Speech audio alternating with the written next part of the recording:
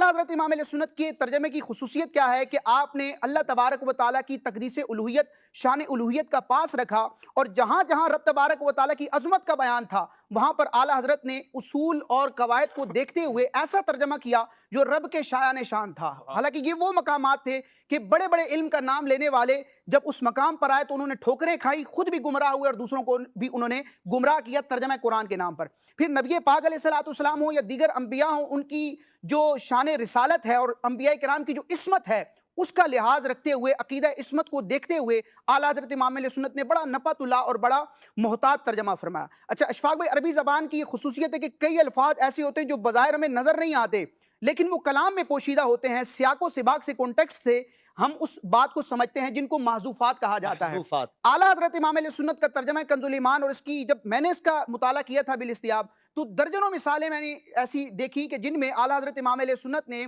महज़ूफ़ात का तर्जमा किया है। यानी आपको लफ्ज़ कुरान में मतन में बज़ाहिर नज़र नहीं आ रहा लेकिन तफसीर की किताब खोलेंगे आपको वो लफ्ज़ मिल जाएगा। तो महज़ूफ़ात का तर्जमा आला हज़रत ने किया। अच्छा, बाद मकामात ऐसे हैं कि लफ्ज़ी तर्जमा किया जाए तो आम बंदा उसको समझ नहीं पाएगा। आला हज़रत इमाम अहले सुन्नत ने अवाम की आसानी के लिए उन मकामात पर कुरान का मुरादी तर्जमा किया है कि इस कलाम की मुराद क्या है, खुलासा क्या है, खुलासे वाला तर्जमा आला हज़रत इमाम अहले सुन्नत ने बयान फरमाया। अच्छा, फ़िक़्ह के मसाइल से रिलेटेड कई कुरान मजीद की आयात हैं, तो अब फ़िक़ही मौक़िफ़ क्या था? आला हज़रत इमाम अहले सुन्नत ने जब इमाम आज़म अबू हनीफ़ा रहमतुल्लाहि तआला अलैह की फ़िक़्ह को देखा, फ़िक़्ह हनफ़ी के मुताबिक, तो कई ऐसे मकामात कुरान मजीद के जिनका ताल्लुक फ़िक़ही मसाइल से था, आला हज़रत इमाम अहले सुन्नत ने उन आयात का ऐसा तर्जमा किया कि फ़िक़्ह हनफ़ी पर कोई हर्फ नहीं आता।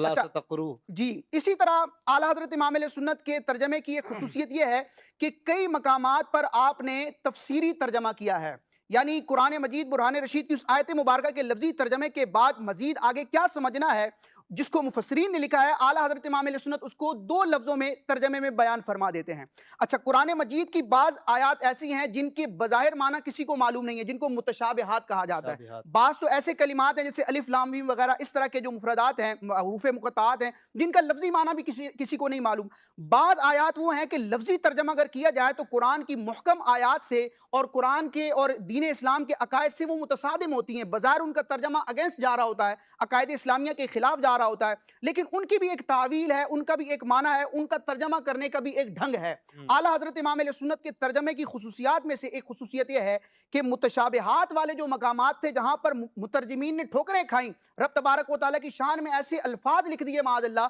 जो अल्लाह ताला के शान के लायक न थे, लेकिन आला हज़रत इमाम अहले सुन्नत ने उन मकामात पर मुतशाबिहात का शानदार तर्जमा फरमाया।